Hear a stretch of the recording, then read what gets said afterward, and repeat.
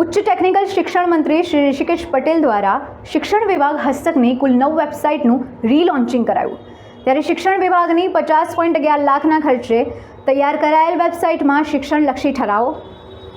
નીતિઓ, પરિપત્રો વગેરેની માહિતી ડિજિટલ સ્વરૂપે ઝડપી અને સરળતાથી મળી શકશે। મંત્રી શ્રી ઋષિકેશભાઈ પટેલની અધ્યક્ષતામાં તેમજ પ્રાથમિક માધ્યમિક પ્રૌઢ શિક્ષણ રાજ્યમંત્રી પ્રફુલભાઈ પાનસેરિયાની ઉપસ્થિતિમાં આજે શિક્ષણ વિભાગ અને તેના કુલ હસ્તકના 8 ખાતાની વડા કચેરીઓ સહિત કુલ 9 જેટલી વેબસાઇટનું ગાંધીનગર ખાતે રીલોન્ચિંગ કરવામાં આવ્યું હતું।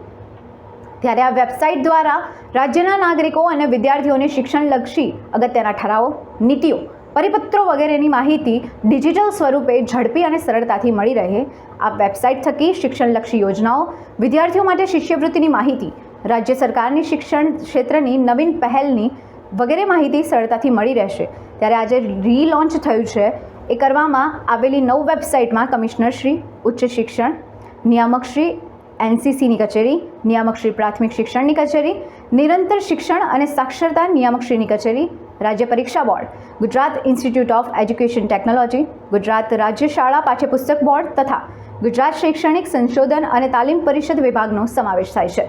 આ વેબસાઇટ રીલોન્ચિંગના કાર્યક્રમમાં ઉચ્ચ ટેકનિકલ શિક્ષણ વિભાગના અધિક મુખ્ય સચિવ શ્રી સુનયના તોમર, પ્રાથમિક માધ્યમિક શિક્ષણ અગ્ર સચિવ શ્રી મુકેશ કુમાર, ઉચ્ચ શિક્ષણ કમિશનર શ્રી દિલીપ રાણા સહિતના ઉચ્ચ અધિકારીશ્રીઓ ઉપસ્થિત રહ્યા હતા।